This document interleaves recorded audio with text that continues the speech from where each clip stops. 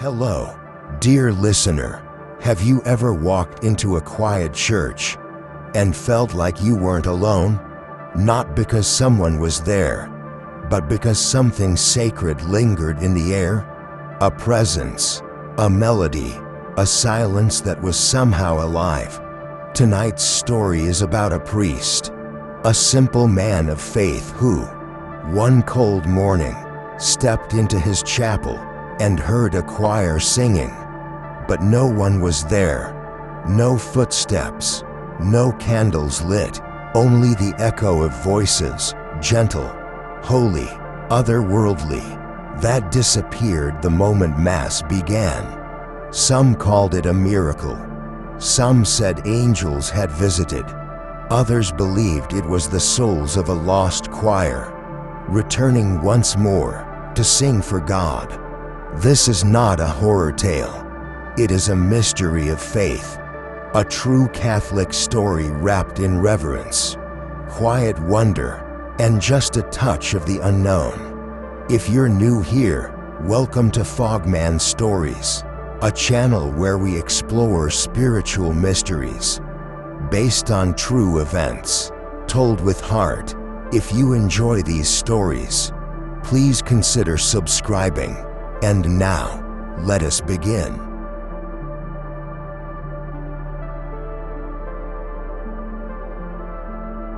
Chapter 1. The Sanctuary in the Mist. There is a kind of silence you can only find in the mountains. It is not the silence of absence, but of reverence. It carries weight, it breathes, it has shape, and when the morning fog clings to the earth like a thin veil, when even the birds refuse to sing, it feels as though the world has paused in prayer. That is the kind of silence I lived in. My name is Father Lucien de la Tour. I am an old man now, older than my hands care to admit, and I have served the Lord for nearly 5 decades. Most of those years were spent in the village of Saint Rémy, tucked away in the French Alps, not far from the border of Switzerland. It was a quiet place, simple, the kind of village where time walks rather than runs. My parish was the old chapel of Saint Rémy. She was built in the late 1600s, all stone and wood, and if you touched the pews just right, you could feel the grooves carved by generations of kneeling hands. The roof groaned when it snowed. The windows wept when the wind howled. And still, she stood, a fragile yet faithful sentinel of the valley. Every morning, I rose before the sun. I would light the small stove in my quarters, wash with the cold water from the basin, and make my slow walk through the snow to the chapel.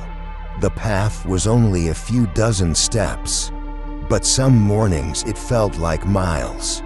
My bones protested, but my heart always pushed forward. At 5:30 a.m. sharp, I would begin to prepare for Mass. I rarely had congregants at that hour. The villagers preferred the later service, but I kept the early Mass alive, not for the people, for Him. The Lord deserves a fresh greeting each morning, no matter how few the witnesses. On one particular morning in January, the kind of morning where the fog settled so deep it felt like you were walking through memory, I made my way as usual into the chapel. I remember the snow was soft underfoot, and the silence even more complete than normal. Not even the distant rustle of animals. Just white, still air. I unlocked the heavy wooden door, stepped inside, and shut it behind me with a soft thud. The chapel was dark, save for the faint light that slipped through the stained glass windows. Muted by the mist outside, I moved instinctively, lighting the candles at the altar, one by one, their flames flickering to life with small sighs. And then, music. It began softly, so softly I thought perhaps it was in my mind. But it grew, a hymn, gentle, melodic, Latin. I froze beside the altar. The sound was impossibly beautiful, every note crisp, every harmony woven with care, the kind of singing that no recording could replicate. It was the Gloria, not the modern arrangement, but an ancient setting I hadn't heard since my seminary days. The choir sounded like children, or angels, or both. I turned slowly, expecting. I don't know what I expected. A hidden choir, a prank. Perhaps Sister Agnès from the convent had brought students for a surprise practice. But the pews were empty. All of them. No one in the loft. No one in the vestibule. No one behind the pillars. Yet the song continued. It filled the air like incense. Not loud, but present, real. The way sunlight is real even behind clouds. I moved toward the sacristy, half expecting to find a speaker or a radio someone had accidentally left playing. But the room was empty, silent. I returned to the nave. The music was still there, flowing, floating, and then it stopped, not faded, stopped, cut off in the middle of a phrase. I stood alone in the silence once more, the only sound the ticking of the old wall clock behind me. I looked up at the crucifix above the altar. Was this a trick of my old years? A dream? I shook my head, began the prayers, the liturgy, the motions that have grounded my soul for years. But even as I raised the host, I felt it, a presence, not a threatening one, but solemn, watching, listening, as if the walls themselves remembered something. After Mass, I sat in the first pew for a long time. No voices came again, but in my mind, the melody lingered, and a single question took root. Why had I heard it? And who had sung it? Or, perhaps more honestly, what had sung it? That morning was the first, but not the last, and it was only the beginning of a mystery that would change everything I thought I knew about prayer. Music, and the thin, sacred line between the living and the dead.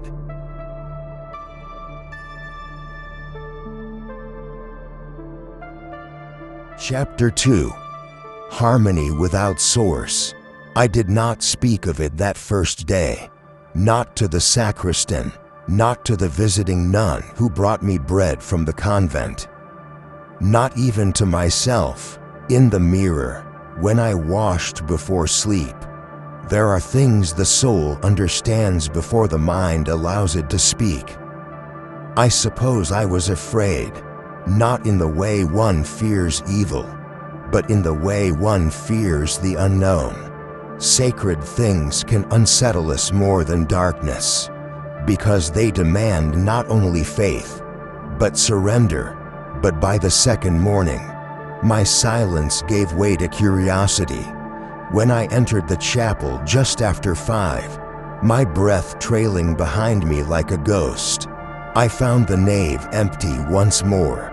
As expected, the candles sat unlit, the wood of the pews still cold to the touch. And then it began, again, the same choir, or perhaps not the same. This time, the melody was different, the Kyrie, ancient Greek words filling the space with their mournful beauty. Kyrie eleison, Christe eleison, Kyrie eleison. Lord, have mercy. Christ, have mercy. Lord, have mercy. The voices overlapped in perfect harmony. It was like being surrounded by water that shimmered with sound. Not loud, but impossibly full.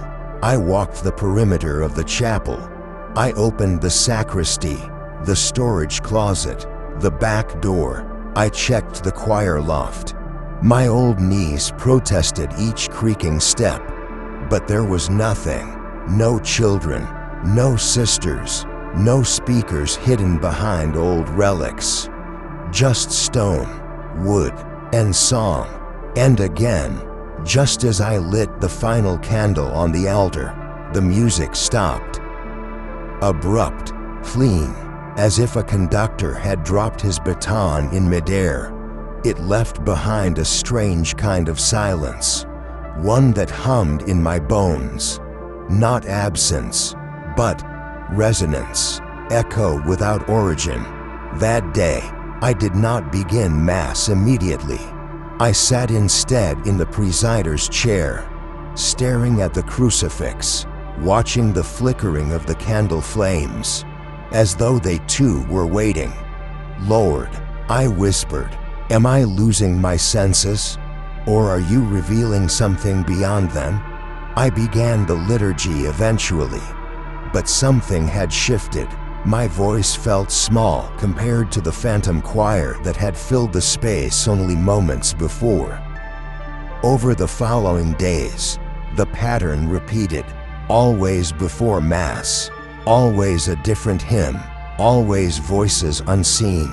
I began to write them down in my notebook, the titles, the harmonies, the languages, Latin, Greek, occasionally even Old French, songs I had not heard since my training days.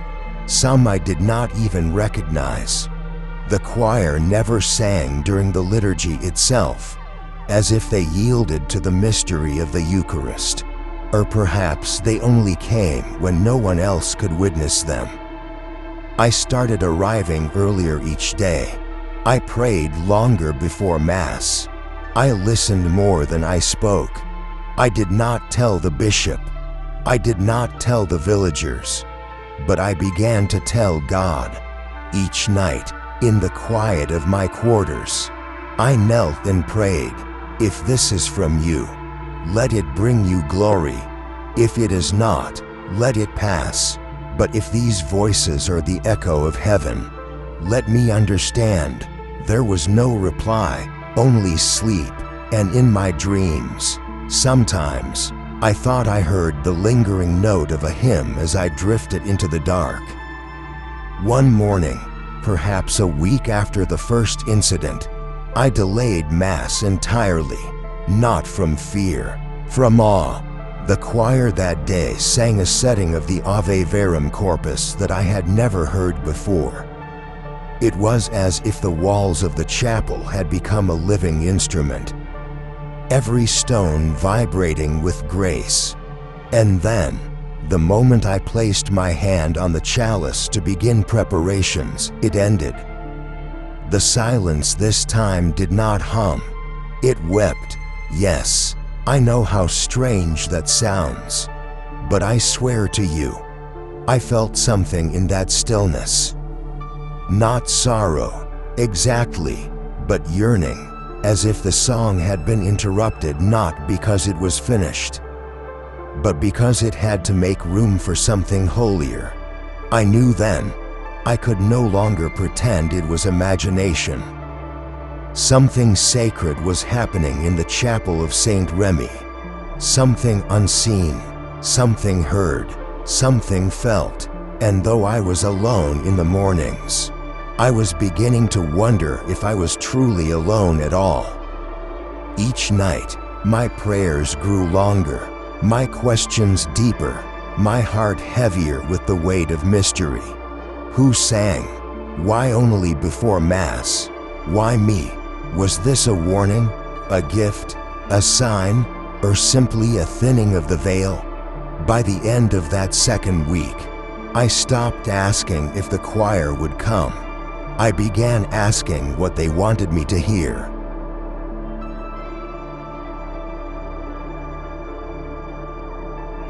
Chapter 3. The Unseen Choir. There comes a point when silence becomes too heavy to carry alone. After weeks of waking before dawn to melodies without source, of standing alone in the nave while harmonies folded around me like wings. I realized I needed to speak to someone, not because I feared I was losing my mind, though I suppose that question had crossed my mind more than once, but because something sacred had taken root. And sacred things, I have learned, are rarely meant to be kept in the dark. So, one frostbitten afternoon, I made the walk to the stone convent at the edge of the valley, where Sister Agnès lived. She was a woman of great gentleness and even greater sorrow. Her hands were always folded in prayer, her eyes distant, as if forever listening to a sound only she could hear. She had lived in that convent longer than I had been in Saint Rémy. Some said she had once been a brilliant violinist before she gave her music back to God. Others whispered that she had lost someone long ago. She greeted me with a quiet smile and a mug of warm chicory root. "You never come here unless the wind carries trouble," she said, her voice thin as lace. "Perhaps the wind is singing," I replied. We sat beside the hearth, the fire crackling softly between us. I told her everything, about the first morning, the second, the harmonies, the precise way the music would begin, always before Mass, and vanish the moment the liturgy started. I described the languages, the way it felt in my bones, the way the silence hummed after. Sister Agnès listened without blinking, and when I finished, she wept, not loudly, not brokenly, just a single, steady stream of tears down her cheeks. "I prayed," she said at last, "that I would not live to hear them again." Her words chilled me more than the January air. "You know the voices?" She nodded slowly. Then she spoke a name I had never heard, Les Enfants de l'Alléluia. The Children of Alleluia. It had been the name of the children's choir. 40 years earlier, 32 children, ages 6 to 12, all from the surrounding villages.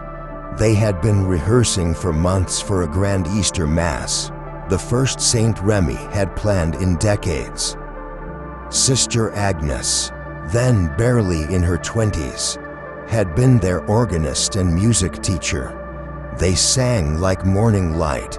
She whispered, "Not perfect, but pure." On the Wednesday before Easter, they had planned to travel from the convent to the chapel by sled and footpath, accompanied by 2 young monks and a cart driver. A sudden avalanche, triggered by a thaw and a distant tremor, swept them from the mountainside into a ravine. None survived. The snow did not give up their bodies until summer. The Mass was cancelled. The choir was never reformed. And Sister Agnès never touched the organ again. I sat in stunned silence, the image of their voices echoing through the chapel now recast in ghostly grief. Why would they return now? I asked. She looked at me, and in her gaze was both agony and awe. "Because perhaps they've been singing all along," she said, "and only now are you able to hear."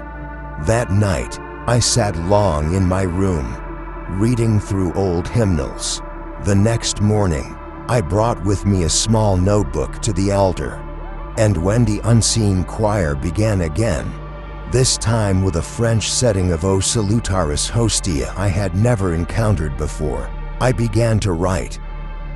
Word for word, note for note, their voices moved as one, yet somehow distinct. I could hear a boy's bright treble, a girl's gentle alto, no coughing, no strain, no fear, only praise.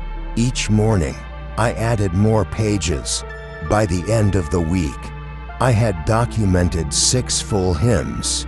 Most were ancient, some nearly forgotten, I searched for them in old books, dusty tomes in the rectory.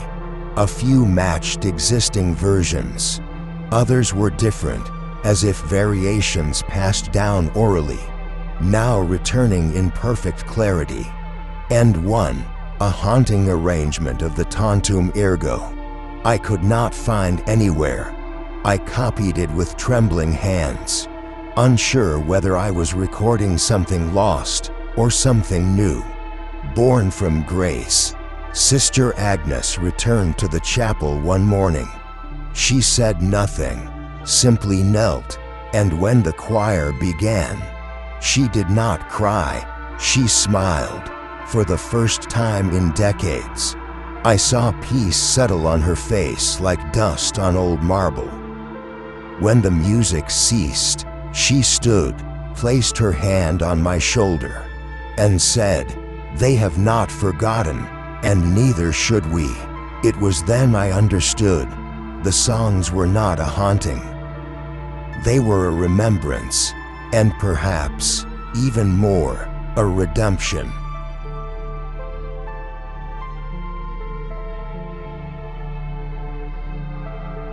Chapter 5. Midnight Prayers. Some questions are not meant to be answered during the day. They require the hush of midnight, the breathless pause between one moment and the next, that sacred stillness where sleep and spirit begin to blur. It was during one of those hours, with the world blanketed in frost, and even the wolves quiet in the hills, that I found myself unable to rest. My body begged for sleep, but my soul insisted otherwise. So I returned to the chapel, not for mass, not for routine, but for prayer. The candlelight flickered as I stepped inside, the stones sighing beneath my feet. The pews, shadowed and empty, felt less like furniture and more like quiet witnesses. My breath fogged before me as I knelt. "Lord," I whispered, "what is it you want me to hear?" I waited. No choir, no echo, only silence. And still, I spoke. "You sent your angels to shepherds, your voice to Moses, your word through prophets. But me, a tired priest in an empty church. Why this music, Lord? Why now?" I said the rosary slowly. Each bead felt heavier than usual, as though each mystery was being woven into the very air.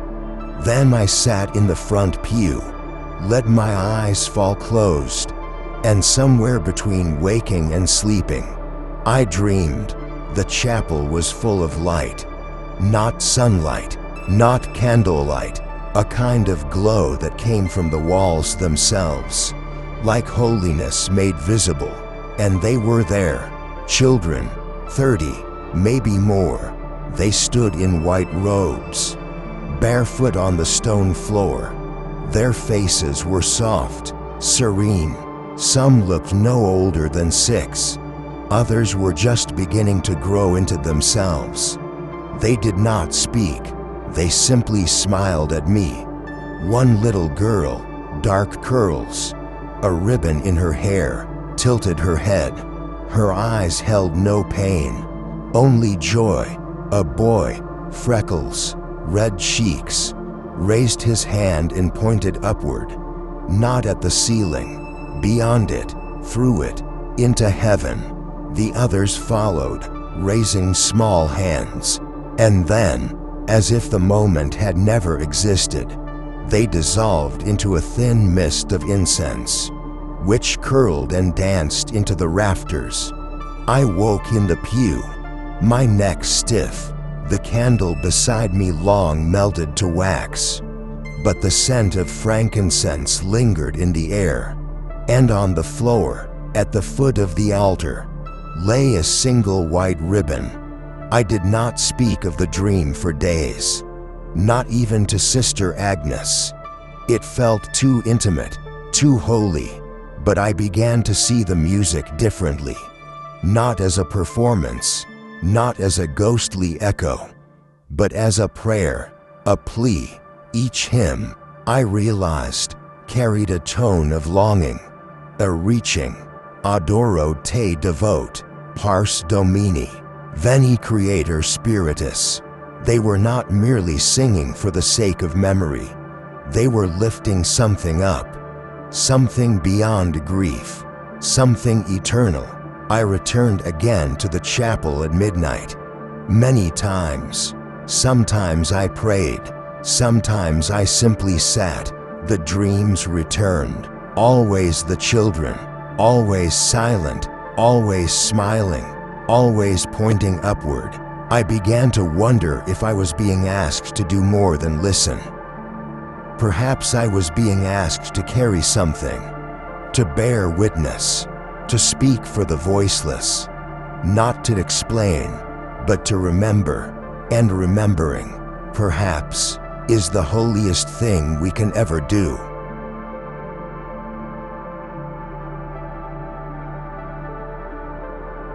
Chapter 6. The Visitor Who Knew. By the time February arrived, the valley was a frozen breath held in waiting. Snow lay heavy across the rooftops of Saint Rémy. The sun rarely rose above the ridgelines, and when it did, it cast long, gold-pale rays that barely warmed the skin. Everything moved slower. The villagers stayed indoors. Even the birds seemed hesitant. And yet, the choir never wavered. Each morning, just before Mass, the ethereal voices rose, sometimes joyful, sometimes mournful, always filled with longing. I had stopped questioning their presence. Instead, I listened, I wrote, I prayed. It was in this rhythm that he arrived. An old man, wrapped in a heavy coat too large for his frame. A thick scarf covered most of his face, and he leaned on a cane carved with intricate vines. He slipped into the chapel one morning just as the first candle was lit. I thought nothing of it. Visitors came and went, especially around feast days. He sat near the back, didn't kneel, didn't cross himself, just sat, still, listening. When the choir began, I noticed something strange. He closed his eyes and wept, not with loud sobs, but quietly, like someone remembering a name they hadn't spoken aloud in decades. After the music faded and Mass ended, I saw him again. He waited by the door. His eyes were red, but his hands were steady. "Father Lucien?" he asked. "Yes." He paused. Then, in a voice raspy with age but firm with memory, he said, "I heard it, the music, from outside, just now." I looked at him carefully. No one else mentioned hearing it. He smiled, a little sadly. They wouldn't. Most people don't, or they're too afraid to admit it. He asked if we could speak in the rectory. I nodded. Over tea, he told me his name was Jules, that he had once lived in a neighboring village. Decades ago, his wife's name had been Celeste. She had been 12 years old when she died, a member of the choir. She loved to sing, he said, staring into the fire. She said her voice felt like wings when she sang for God. I loved her long before she knew. We were children, but I knew. They were engaged years later. He told me, in the same chapel where she had once rehearsed. Then came the avalanche. She never reached the altar. He never married. Every year, he said, on the day we would have wed, I return. I sit outside the chapel. Sometimes, if the wind is still enough, I hear them, her, the choir. Just one hymn, always the same. Which hymn? I asked. He hummed the first line of Domini. Non sum dignus. It was the same hymn I had heard that very morning. He smiled again. It's how she says hello and goodbye. I felt the weight of his words settle into the room like ash. You're not the only one, Father, he said quietly. Others have heard. The old gardener, a few sisters, a woman who used to sweep the nave. But they stay silent. Who would believe them? I didn't know what to say. Was this divine? Psychological? Both. Do you believe it's her? I finally asked. He looked at me. I believe it's love, and I believe God allows love to echo. After he left, I returned to the chapel alone. It was just after dusk. The shadows stretched long across the floor. I sat in the same pew he had chosen, and for a brief moment, I thought I heard a single voice. One note, then silence, but it was enough to make me wonder just how many had carried this melody in secret. Enough to make me believe that perhaps the veil had always been thin, we had simply learned to look away. And enough to make me pray not just to hear the voices again, but to understand why some hearts become the instruments heaven chooses to play through time.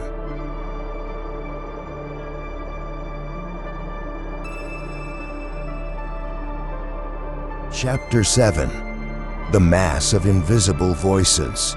The Feast of the Annunciation fell on a Thursday that year. I remember it vividly, not only because of the date, but because the air that morning was unusually still. No wind stirred the snow-draped trees outside. No birdsong drifted down from the forest ridge. Even the bells in the chapel seemed hesitant to ring. It was as if all creation had paused, listening. I had planned something small, a simple mass, a prayer for the dead, for the children, for the voices. I did not advertise it. I merely left the doors open. And yet, more people came than I expected. Sister Agnès was the first, taking her usual place by the side aisle, rosary in hand. Then came Jules, the old widower, silent and steady. A young couple from the village entered quietly, followed by an elderly woman who had once taught catechism in the parish. A few more filed in. Some I recognized, some I did not. No one spoke. The incense was lit. The candles stood tall in their sconces. As I stepped behind the altar, something shifted. It was not visible, not measurable, but it was there, a fullness in the air, a warmth in the cold, the sense that something unseen had filled the chapel like breath. I began the liturgy, and that was when it happened. The voices came, but this time, they did not fade as I began to speak. They rose, soft at first, then stronger, a harmony, not overwhelming, but present, undeniable. They did not overpower my words. They wove around them, a liturgical dance of sound and spirit. As I said the Kyrie, I could hear the choir responding, not with volume, but with grace. It felt as though every stone, every beam, every crack in the floor was singing, and the light, though filtered through winter clouds, seemed to shine brighter inside than out. There was no visible glow, but every face turned slightly upward, and I knew we were not alone.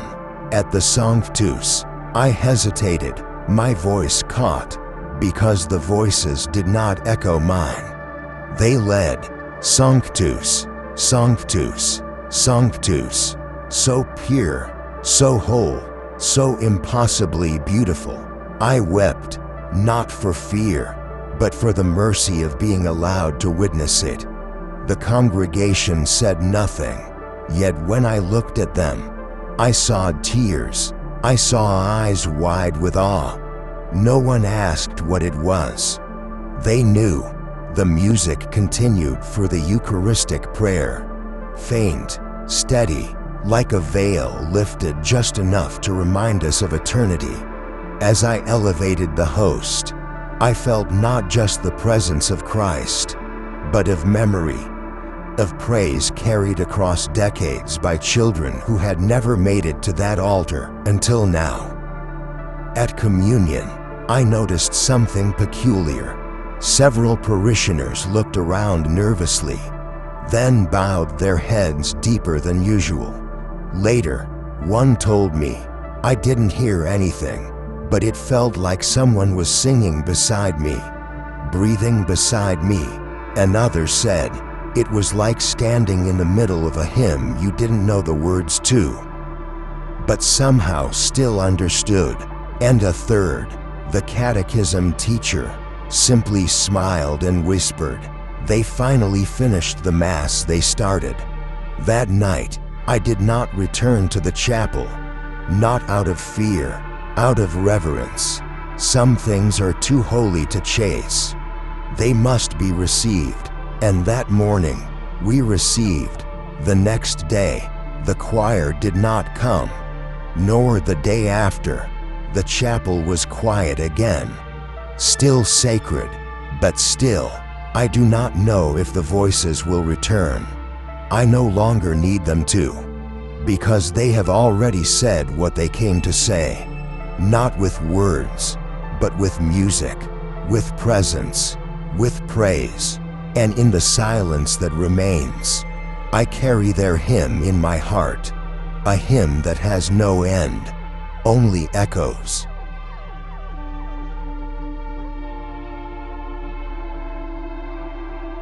The echo of grace. I have always believed in the power of silence, not the silence of absence, but of presence, the silence in which prayers rise without words, the silence that settles after loss, and still, somehow, sings. And now, in the winter of my life, I find myself living in that kind of silence. The voices are gone. The choir no longer visits at dawn. The pews creak only beneath my feet. The stone walls no longer tremble with song. And yet, I hear them still, not with my ears, but with something deeper, something inside me that remembers. So I write, not for proof, not for legacy, but for the sake of remembering. I sit in my study each night, quill in hand, writing down every note, every dream, every face, every quiet miracle that unfolded within the chapel of Saint Rémy. I write slowly, carefully, as though transcribing something sacred. What happened here, I do not fully understand. Was it a miracle, a haunting, a thinning of the veil between heaven and earth? I cannot say. But I do know this. Something holy came close. It did not arrive with thunder. It did not demand attention. It sang. And perhaps that is the most faithful way heaven speaks. Not to dazzle, but to invite, to lift, to remind us that we are never truly alone in our prayers.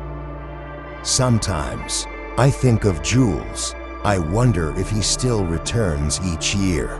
I like to believe he does. I like to believe the hymn still finds him, like a letter from a bride that time could not silence. Sometimes I think of Sister Agnès, her eyes when she heard them again, the peace that finally replaced the sorrow she carried like a cloak. And always, I think of the children, not as ghosts, but as saints, choir robes white as snow, hands raised toward heaven, singing not for applause, but for God. They never needed an audience, only someone to listen. And I listened. I was not worthy of it. I am not holy enough to explain it, But I was here, and that, perhaps, is enough. At night, when the wind moves through the chapel rafters just so, I still pause, just in case. But even if the voices never return, I am content, because I have learned something I never knew I was missing. Sometimes, angels do not appear in light. They come in song, to lift our souls into the arms of God. And when my own voice fades one day, when the last candle of my time is extinguished, I pray that I too may sing, even if no one sees me, even if no one hears, even if mine is just one note in the eternal harmony. I pray I may sing. Until then, I write, and tonight, I close this journal. The candle burns low beside me. Outside, the snow falls again. The world is quiet, but the silence, as always, is full. I will sing to the Lord all my life. I will sing praise to my God as long as I live. Psalm chapter 104, verse 33.